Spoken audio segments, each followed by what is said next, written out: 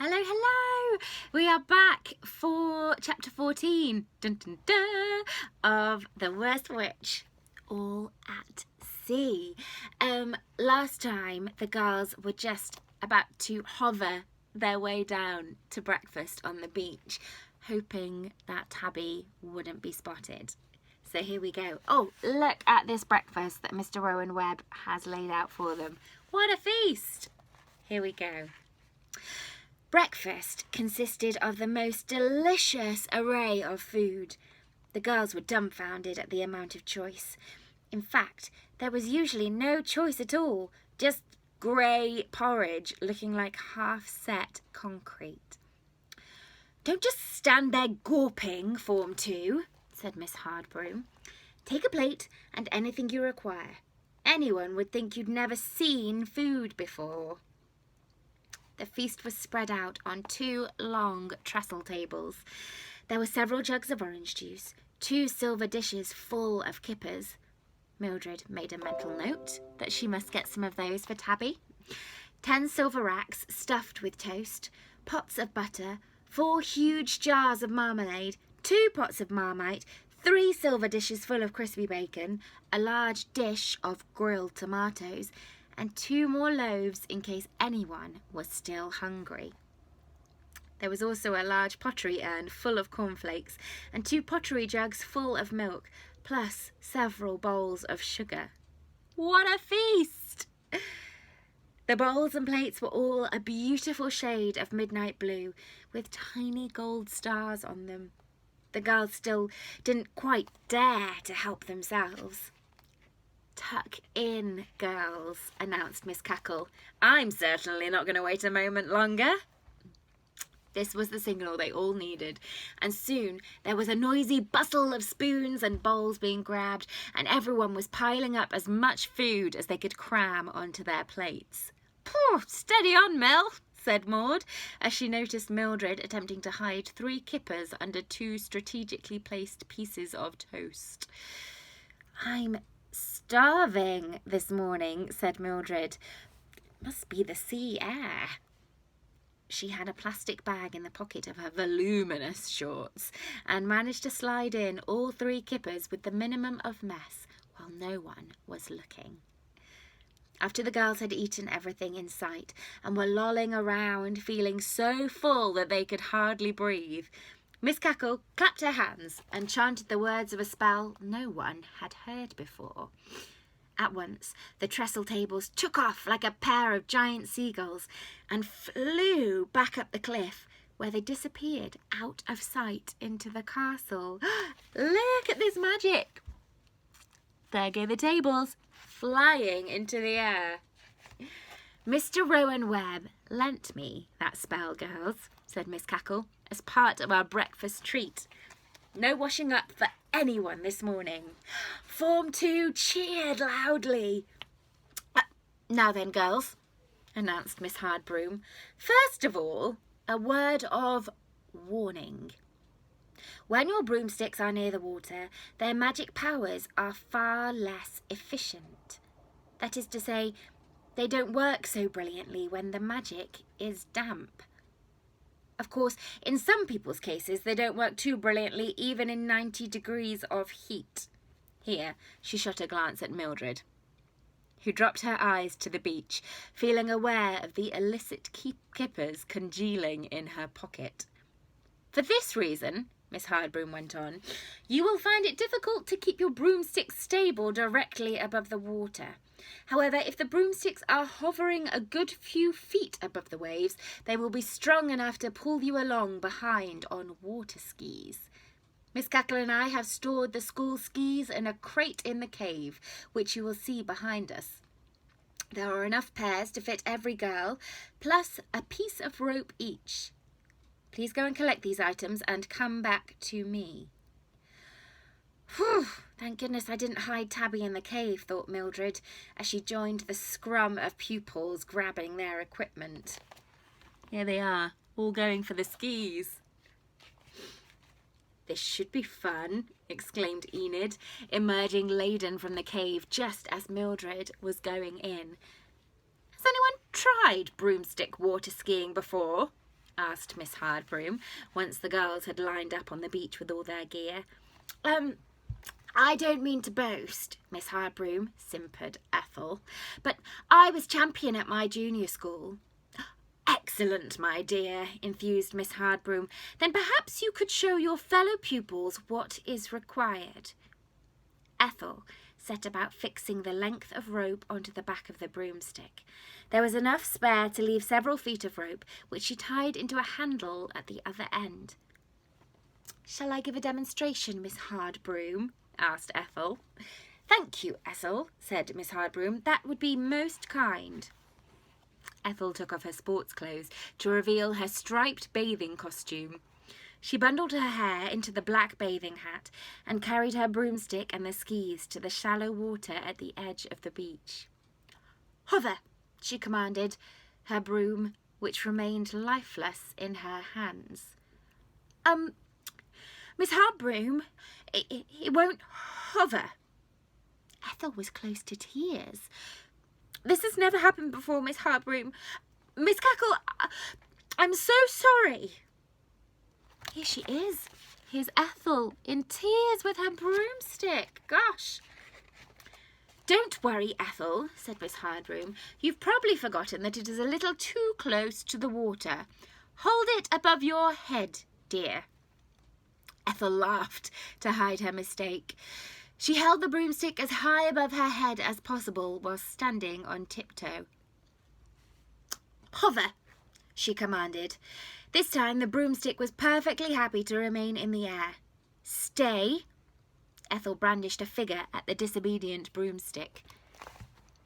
Then she sat in the water, pulled on her skis, and hunched up so that her shoulders were under the waves. She held onto the handle at the end of the rope. Off you go, she called. Here she is, just about to take off. What happens? The broomstick shot off like a rocket. Ethel rose out of the water, perfectly balanced on the skis, and roared away, skimming the water in a cloud of spray. She executed a figure of 8, almost touching the water as she leaned into the curves, then came back to the beach in a straight line, sinking gracefully into the waves at the edge of the shingle as she arrived. Stay, she called to the broomstick, which screeched to a halt at once and remained hovering patiently in midair, with the rope dangling into the sea. Here she is, perfectly executing, of course. Was that all right, Miss Hardbroom? Asked Ethel earnestly. Superb, Ethel, replied Miss Hardbroom. Quite simply, superb. Now then, Form 2, let's see if you can all raise yourselves to Ethel's standard by the end of the week.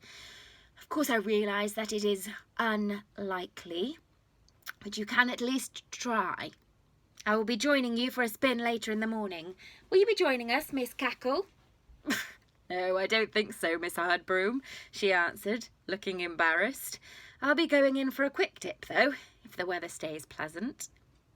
The girls exchanged delighted glances as they imagined Miss Cackle in a swimming costume. The sea level will probably go up several feet if Miss Cackle goes swimming, giggled Mildred. What was that, Mildred? Asked Miss Hardbroom. I was just discussing the laws of science, replied Mildred. You know, when you put stones in a jar of water, the water level goes up. I was wondering if, you know, with all this seawater around, we could try a little experiment later on to see if... I'm glad to note that you are suddenly so fascinated with the laws of science, Mildred, said Miss Hardbroom. I must send you a little test to occupy your inquiring mind in case you get bored on the holiday. Get Miss Hardbroom, giving her what for. Thank you, Miss Hardbroom, said Mildred. Maud and Enid prodded their friend as they all suppressed a major fit of the giggles. Here they are, looking very cheeky. Next chapter. Much to Mildred's surprise, the rest of the day was extremely enjoyable. Even Miss Hardbroom seemed relaxed and almost friendly as the sun beat down on the sheltered beach and the waves danced on the shingle. Much to Form 2's delight, Miss Cackle emerged from the cave which she had been using as a private dressing room, wearing an extremely tight, knee-length bathing costume made of black and grey spotted material, which showed every bulge. She was also wearing a frilly black bathing hat made of drooping rubber petals, like a giant chrysanthemum. Here she is, looking splendid. "Super day for a dip, girls," she called, as she picked her way painfully through the pebbles and plunged into the sea, sending up a cloud of spray like a big dipper crashing through the water trough. "Ah, this is the life, eh, Mill?" said Maud, as she floated past Mildred, who was hopping along on one foot, making swimming motions with her hands in the hope that no one would notice her deficiency in the swimming department. "Even Miss Hardbroom's having a sneaky sunbathe. Look!" Mildred screwed her eyes up against the glare. Sure enough, Miss Hardbroom, though still demurely clad in a calf-length black dress, was sitting leaning against a rock with her legs stretched out in the sun, and no shoes or stockings. "Here she is!" "Caw, look at that," said Enid. "No stockings! Whatever next?" Miss Hardbroom stood up at that point and looked out to where the three girls were standing. They all jumped and turned away. "Come on," said Maud. "Start swimming again." She probably heard every word. "She certainly did, Maud," hissed Miss Hardbroom's voice from behind them. "So you'd better be careful what you say." The three friends spun round, and there was Miss Hardbroom doing an elegant crawl behind them. She was now wearing a close-fitting mauve bathing hat and a black knee and elbow-length swimsuit with a purple V set in the front. The whole transformation had taken place within the space of half a minute. Here she is. After Miss Hardbroom had joined them, no one felt inclined to splash about or have any more fun, and everyone was soon grimly swimming up and down in silent rows before sedately getting out and sitting on the beach, wrapped in their towels. There they go. Oh, I'd like to be on a beach right now. As the evening approached, Mildred didn't have a chance to sneak the kippers across to Tabby with the boat in full view of everyone. In fact, it was rather embarrassing, as the kippers were beginning to smell awful after a day crammed into Mildred's shorts. Mildred tried to hang back as everyone settled onto their broomsticks and began flying back to the castle in ones and twos.